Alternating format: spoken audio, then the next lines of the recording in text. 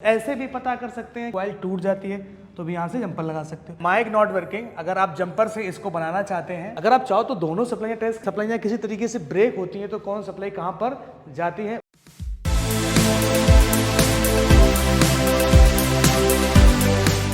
Hello friends, welcome to Future Net. मैं पंकज कुशवाहा। तो आज हम बात करने वाले हैं ये सैमसंग का मॉडल B310E या B313, इस तरह के बहुत सारे मॉडल्स जो है मार्केट में आते हैं और ऐसा कोई दुकानदार नहीं है जो इसके पास ये फ़ोन ना आए हो। हम उन साइंटिस्ट लेवल मैकेनिकों की बात नहीं कर रहे हैं, हम बात कर रहे हैं जो छोटे मैकेनिक हैं उनकी बात कर रहे हैं जिनके यहाँ पे ये कीपैड वगैरह के फ़ोन आते हैं। ओके, और वो कई बार क्या होता है कि कई बार बहुत सारी समस्याएं उनके साथ में आ जाती हैं।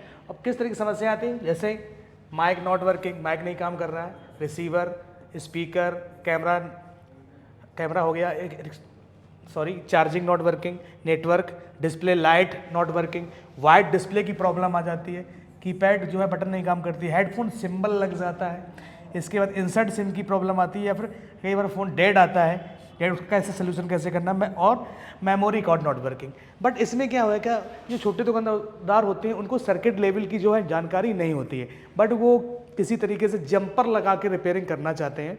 तो बने रहिए इस वीडियो में और हम आपको, अगर आप कमेंट करेंगे तो हम ये सारे सेक्शन आपको विद सर्किट के साथ में step by step jumper solution इनके आपको बताएंगे। बिल्कुल जितने भी प्रॉब्लम्स हैं अगर आप कमेंट करेंगे तो।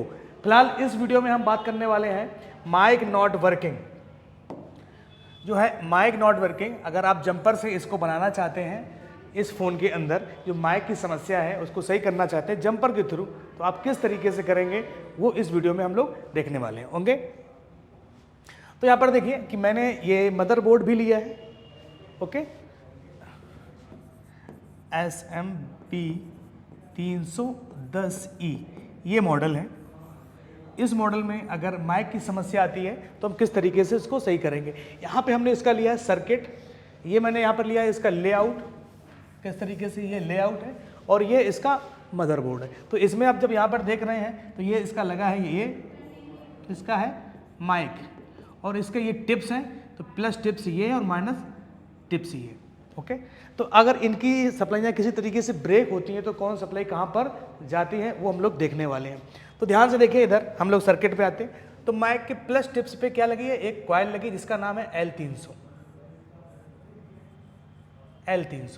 ओके, और इस पे 301 की कॉइल लगी है माइनस वाले पे, प्लस और माइनस पॉइंट पे।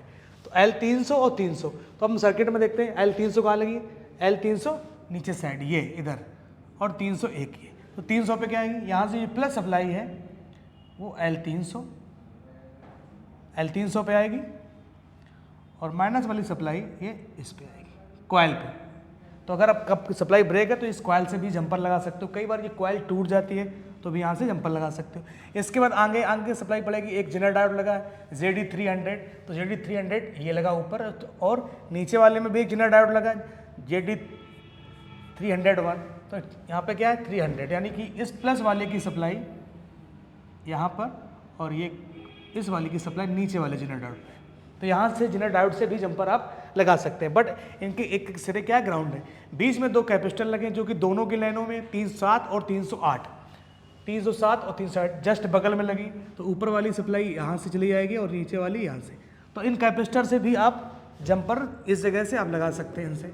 इसके बाद आगे देखेंगे तो इसी लाइन पे क्या लगा है, एक रजिस्टर लगा 303, और इसमें देखते हैं 303 कहाँ पे, रजिस्टर 303 ऊपर की तरफ ये, और इसमें ये नीचे की तरफ 304 लगा है। तो 304, 303 और 304 ये लगा है। इसके बाद सप्लाई आगे जाती है जो कि कैपेसिटर लगा है सीरीज में। अगर ये कैपेसिटर अगर ब्रेक होता है ये 303 और 309, तो क्या होगा कि तब भी आपका माइक काम नहीं करेगा। तो 303 कहाँ पे है, जस्ट आगे लगा है, तो ये लगा है 303, और इसमें कौन सा लगा 309। ओके, 303 यहाँ पर लगा है, ये इसकी लोकेशन है 303 और 309। ओके, बट आपको ये अगर ना भी समझ में आए तो आप खाली मदरबोर्ड पे ध्यान दीजिएगा। ओके, क्योंकि आप यहीं से जंपर लगा के आप इसको आसान तरीके से बिल्कुल बना सकते हैं। इसके बाद सप्लाई कहाँ पे जाती है आगे, एक रजिस्टर लगा है R360, ओके, और दोनों पे कैपेसिटर लगे हैं। तो यहाँ पे लिखा है R360, बट ये ग्रीन कलर से है यानी NC है, नॉट कनेक्टेड है, यानी कि पॉइंट दिए गए होंगे।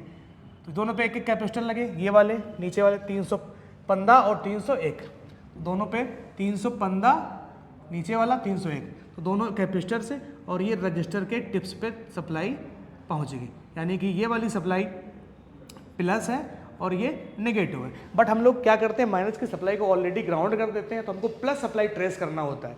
ओके, अगर आप चाहो तो दोनों सप्लाई ट्रेस कर सकते हो। और इसके बाद ये जाती हैं माइक पी यानी कि पॉजिटिव, माइक एम यानी माइनस यानी नेगेटिव।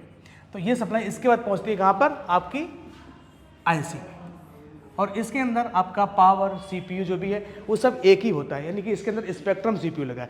यानी कि अगर आपके फ़ोन के अंदर अगर प्रॉब्लम आ रही है और अगर आपको ट्रेसिंग की नॉलेज नहीं है, तो आप ये लाइन ध्यान से देखिएगा कि नीचे वाली कॉइल से जेनर डायोड, कैपेसिटर, फिर रजिस्टर, इस तरीके से होती है। आप कहीं से भी जंपर उठा के आप लगा सकते हैं। अगर हम यहाँ पे बात कर रहे हैं, अगर कभी अगर मान लो ये भी नहीं, तो यहाँ पे माइक का होता है, ये एक्टिव वोल्टेज आता है इस पर, एक्टिव वोल्टेज। अब एक्टिव वोल्टेज कितना होता है, 1.8 वोल्टेज, यानी कि 1.8 वोल्ट से ये माइक रन करता है। कब एक्टिव का मतलब, जब माइक ऑन होगा, यानी कि जब आप फोन के अंदर रिकॉर्डिंग या कॉल लगाएंगे तो जितने भी कंपोनेंट ये आप यहाँ से यहाँ तक दिए गए हैं, ये कैपेसिटर, रजिस्टर और ये, इन पे 1.8 मिलेगा। आप रिकॉर्डिंग या कॉल को कट करेंगे तो यहाँ से वोल्टेज क्या होगा, हट जाएगा। तो ऐसे भी पता कर सकते हैं कि ये माइक का टिप्स है या माइक के कंपोनेंट है अदर फोनों के अंदर। बट इस मॉडल में ये है कि इस तरीके से आपको जंपर लगा के बनाना, पूरी लास्ट तक मैंने सप्लाई आपको दिखा दी है, इस तरीके से कर सकते हैं। अगर आप इसके और भी पार्ट चाहते हैं तो कमेंट करिए। मेरी वीडियो आप कहाँ से देखते हैं कमेंट करके हमें जरूर बताइएगा। ओके, मिलते हैं आपसे एक नई वीडियो में। Thank you.